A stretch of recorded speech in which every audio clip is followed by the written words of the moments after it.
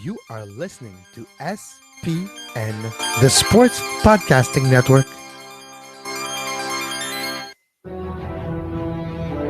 وتكلم من هناك لشوارستايجر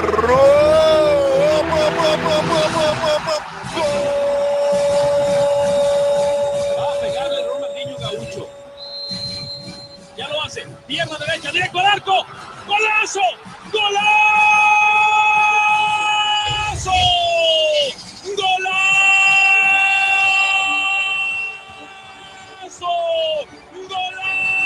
This is Soccer Today, live on SPN Radio, your new live show about the beautiful game in all its glory, with Duane, Rollins and Kevin Laramee. MLS, EPL, La Liga, Champions League, all is fair game.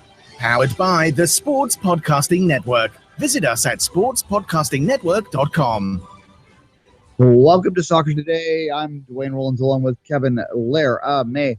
Kevin, how did Kyle Larin not score? That one, I don't know. Bono got a hand on it just enough to push it off the frame of the goal, and it wasn't a goal. I don't know what Larin was waiting for. He was trying to get his footing back so he can get a piece of body on it. I don't know, but seemed more like a goal than a save. Then Bono came out of nowhere and just pushed it away. Yeah, we'll talk a bit about that in a bit. In the second block, we're going to have a quote-unquote Canadian review, which will just really be a center of the universe review today because it was only Toronto that played. But and a Canadian kid from the Toronto area. There you go. Yeah, maybe going to be the save of the year. I'm early bet on that one. Other things can happen, but that one's going to be hard to get past for sure. Toronto with the 2-1 win yesterday against Orlando, which puts them just 2 points back in first place. We'll talk a bit about that a bit later, but let's lead off a little bit further to the east, way east. We're talking about Europe. Way east, yeah. Yeah, and we're going to talk about Juventus versus Monaco. Juve with the solid win. That's the best way I can put it. It was just a solid professional win, and it makes me wonder, Kevin, whether when I look at this likely Champions League final right now, and I think it's pretty likely that it will be Monaco v Real Madrid, is this the best Champions League final we've seen in recent memory? Well, when we talk about knockout tournaments and we always say, oh, the best team didn't make it. They didn't. Well, this time around, I think they did. I think the best two teams, the way the tournament unfolded in the knockout stage especially, they looked the most dangerous and the most worthy because of the other team that they knocked. Like, remember, Juventus got rid of Barcelona in the quarters. That's not a small feat. And the way they did it, too, with a clean sheet, it was quite impressive.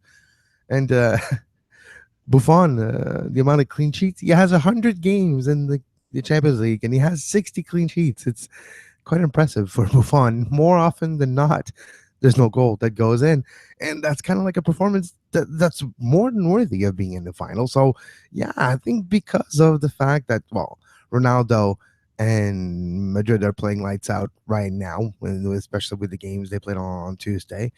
It was not even close. Atleti got outplayed, outworked, out everything. Yeah, I do feel it's the two best team in this tournament, at least, for sure.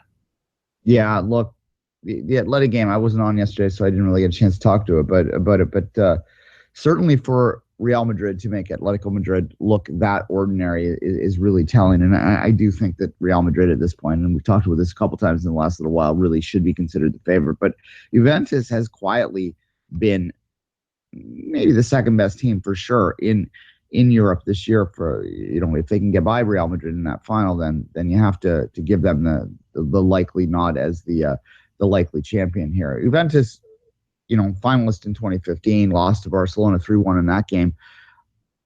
I through this entire tournament, I think I said this to you earlier, Kevin. I think I said this back in the earlier in the winter. No one's been paying attention to them. They've just sort of quietly been doing what they're doing. And maybe that's because there's fatigue in terms of how dominant they are within Serie A, that we sort of lose sight of how good they are. But their performance yesterday really convinced me, and that this is a team that we shouldn't be sleeping on. Not just that, the way they play, yeah, it's defensive, it's Juve, but it's still exciting. You still have Higuain, Dybala bringing all sort of troubles for the opposition. I do feel Juventus is more in the mainstream media. They're more than before considered as a contender, but it's because of Real Madrid. Takes so much of the attention because of Ronaldo, because of all those big stars, because of they can be back to back champions, and I think it would be the first time ever in the Champions League era that that actually happens. Yeah. So I think that gathers a lot of the attention and the narrative. But Juventus is maybe the type of team that could actually beat Real Madrid in a final, right? Finals are always duds, right? Finals are never the most uh, open game. It's not going to be 6-5 in the end. No. So that maybe favors Juventus. Maybe Juventus has the defensive capabilities to stop a Ronaldo, to stop the rest of the onslaught that the Galacticos will do.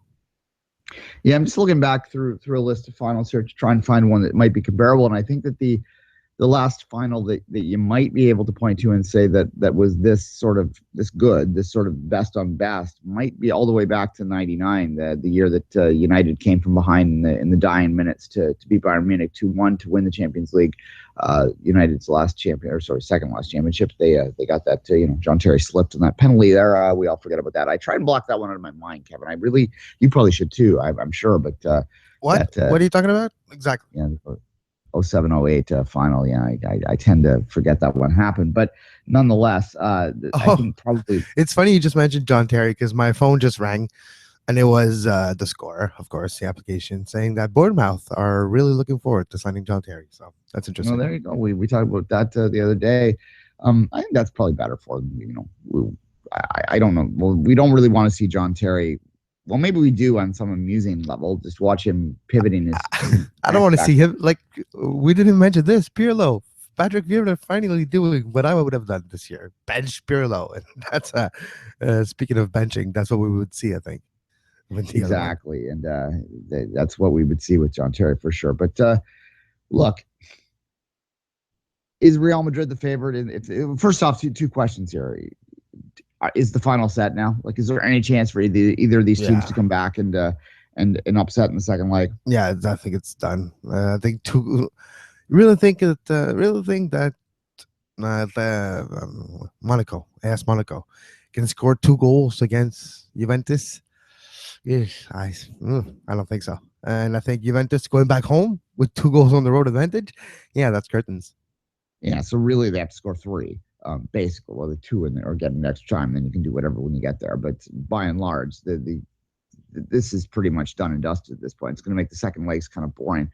Unfortunately, the semifinal stage is not exactly living up to a competitive sort of dream that we would have liked. That third goal that Real scored on Tuesday, that was the killer, man. Like that last goal. The Ronaldo one? Even gone they were all Ronaldo, but yeah. Yeah, well, Ronaldo 3, Atletico Madrid, no. Had it at least stayed at 2, you could have conceived an issue where, Atleti could have crawled its way back into a game, but no, it seems pretty done and dusted to me at this particular point. So, and it was difficult the way it got scored too, right? They're on the rush, they're on the kind of like the counter. Yeah, but I think it's Marcelo, Ronaldo, I got another guy coming. And Marcelo keeps the ball too long. He doesn't pass, but he goes to the box close to the actual goal line outside of the like close to where the box meets the goal line, right? So he's there. Mm-hmm. And Ronaldo, which was on a counter, so he was on a 2-on-1 with Marcelo. They're each other. Then he's mad because he doesn't get the pass, but he sees Marcelo going to where the end line meets the box line, and he just floats all open, gets the ball, slots it in open foot for a third goal, and that one did really hurt. Yeah, absolutely, and it sort of took the took any sort of impulse, like it just defeated the tie. Like it made it kind of sad, is what I'm going to say here, as someone who was cheering for Atletico, of course, as well. But no, it certainly took any drama out of the second leg, and it seems like it is likely done that it will be Real Madrid v Juventus at Millennium Stadium in Cardiff on June the 3rd. Kevin, Gareth Bale's return to Cardiff. There you go. The Welsh man concerns. I think is Real the favorite in that game, or is Juve? Because I'm not actually sure when I think about it. Well, yes, Real's favorite because of recent accomplishment, and last year they won, right? But the way it's actually going to unfold, I don't know. Does defense wins championship, Dwayne? If so, maybe Juve should be considered the favorite. And Buffon, that would be something to see. His quote today was that he wants people to miss him and to regret that he's retiring when he retires. But what are you going to do? It's already going to be the case. Like, again, record in the Champions League over 100 games, 60 clean sheet. That's mind-boggling. It's greatest keeper of the Champions League era, hands down. Who else? Who else has the longevity, the statistics, he's the captain of his teams too, and he marshals everybody and he helps everybody. Who else? Like, you say the greatest goalkeeper in the Champions League, I don't even think you have to say Champions League, because the greatest goalkeeper ever. It's that type of conversation. And if he gives Juve its first Champions League title since, how long has it been? Since 90 something? It was in the 90s the last time they won, right? Like, it's been a long, long, long time. I think they beat Ajax in a final back in the 90s. So that's, it's. Speaking of Ajax, Dwayne, they're going to be in the final in Europe because they destroyed Lyon on Wednesday, 2-4-1. Lyon did get the away goal, but in Amsterdam, Ajax got 4 goals in with their young Polish sensation. And now they're probably going to end up in the final of the Europa League. Maybe they'll beat United, but we'll see what happens with that one today. Ajax United, what is it, 1994? Yeah, I can look. It's been a long time, yeah. So Ajax in a final. Well, anyway, I'll look during the break and find that out. Yeah, no problem. But I mean, it feels like that's an early 90s matchup right there in Europe. Oh, for sure, yeah. Ajax has been kind of they were in back-to-back finals back in the 90s. I recall that. That was sort of when I was first sort of, early 90s, early to mid 90s is when I was first sort of aware of the Champions League in a true sense. And I remember Ajax being a dominant force then, but it's been a long, long time. I mean, we're talking about Europa League now, clearly, but certainly there's a lot of history that can be on the line in Cardiff, because 3 or 4 years with Real Madrid in the, potentially winning this thing.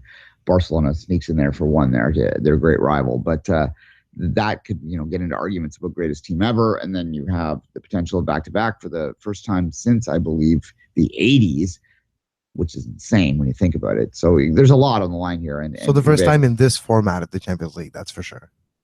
Yeah, it's been a long, long time. I'd have to look again during the break. I'll find these stats out during the break, but nonetheless, it's a lot to talk about, a lot to think about. And I actually, to answer my own question in terms of who the favorite is, clearly Real Madrid will be the favorite. They will be the wagering pick heading into that game. But Juve has been just so solid throughout, and they were just so solid yesterday that I can't bet against them, Kevin. I just can't. So maybe I might throw a little bit on Juve in a bit of an upset for some value there on the wagering pool, because they've had a hell of a season, and I don't know if we've completely given them credit for it yet. Yeah, I agree with the sentiment. And Juventus defensively, it's almost impossible to consider a team scoring goals, but Madrid's a team made of goal. In the words of Zinedine Zidane, Cristiano Ronaldo is just made of goals. He just finds a way to score, and he finds a way. Sometimes his movement is selfish. Yeah, we all know that, but he's prolific. He scores goals, and you can't really ask for more for a player to score goals when your team needs them. All right. Anyway, he doesn't get Player of the Year after that performance in the semifinal? Oh, he has to. Like, come on. It's Messi and Ronaldo this year. It's Ronaldo's year. Yeah, fair enough. There's no international tournament really in the summer either for someone to jump up and grab the brass ring. Yeah, I think it's pretty much done. Yeah, all right. All right, let's take a quick break. We'll come back. We'll have the Center of the Universe review.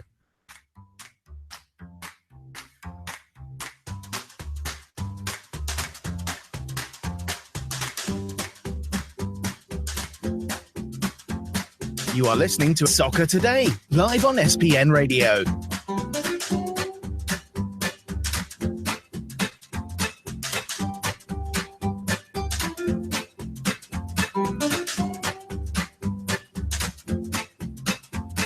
Visit sportspodcastingnetwork.com for more. And welcome back. Kevin, I looked in the break.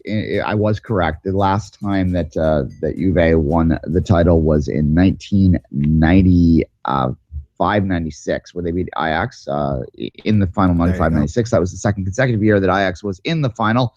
The Ajax had won it in 94-95, which we all remember, over Milan. And in terms of the back-to-backness, the last time it happened was predated the current format. We're talking about 1988, 89, 89 and 90. That was Milan, AC Milan, that is, who beat Bucharest and Benfica in back-to-back years to win back-to-back Champions League. Well, it was European Cup championships at that particular time. But in the Champions League era, this would be the first 3 or 4.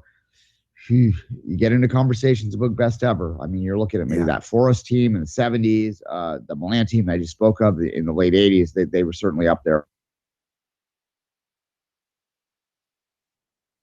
4 of 6 years or something, they were in the final, and they won it 3 times in that time. So that was hard to. On the line, we talked about that save off the top. Let's talk about it again. How did that happen? Yes, I think you have a little problem with your mic, Duane, by the way, at the same time. But that save, there you go. I don't know how it happened. It's Laramee had the tying goal literally at his feet. He couldn't get it go 1 foot further. Oh, it's quite a save by Bono. Yeah, I've been rewatching the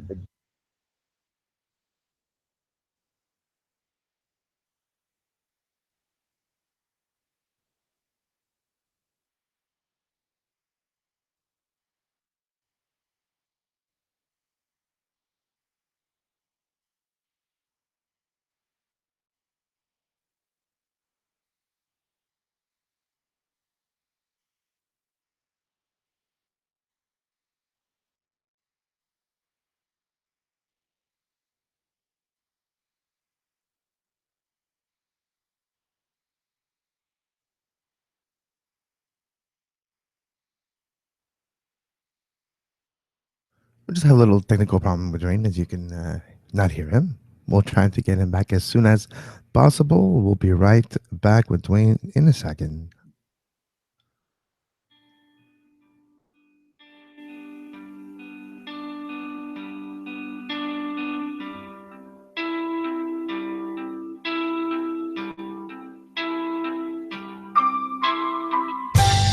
You are listening to SPN Radio, powered by the Sports Podcasting Network. Visit sportspodcastingnetwork.com for more. And Duane, we're back. Sorry about that. Duane.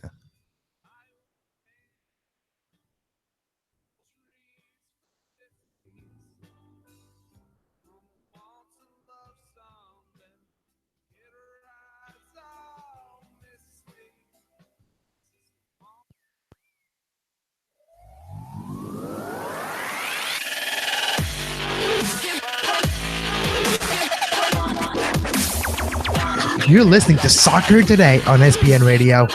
You can find the on-demand version of this very show on iTunes, Stitcher, Feedburner, Podbay Player, Podbean, anywhere you get your podcasts under the Sports Podcasting Network feed.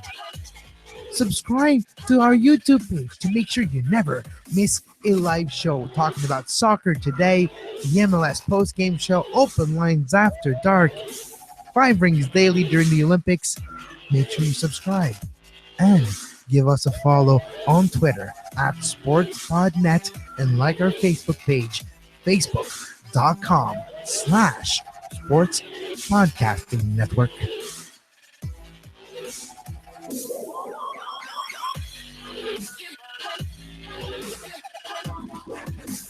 Hello.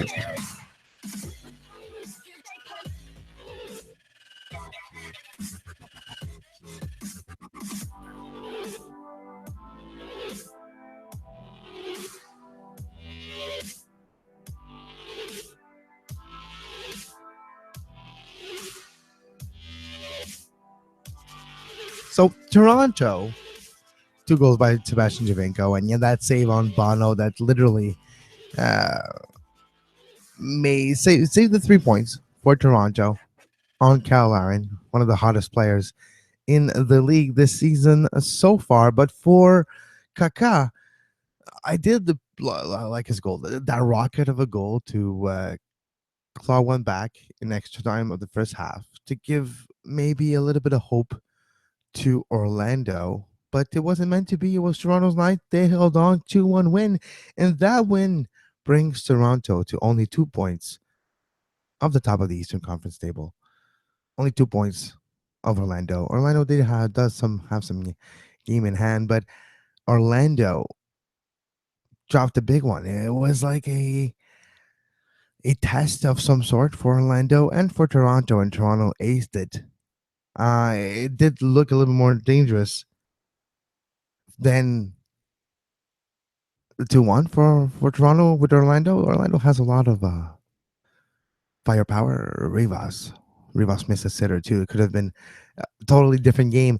Rivas, Larin, and even Kaká. We were really worried that Kaká would come back and not necessarily be implicated with the team in a way that would be close to how Orlando was playing before. Kaká came back. The team was maybe better than we anticipated for sure without Kaká. So maybe Kaká would have disrupted that chemistry that would have been created in the first few weeks of the season, but it's not the case. Kaká comes in, finds ways to be involved, buries the goal right there to give them a chance, but Toronto stayed the course. Toronto got the 2 goals, and Toronto got the victory last night in a midweek game in Major League Soccer.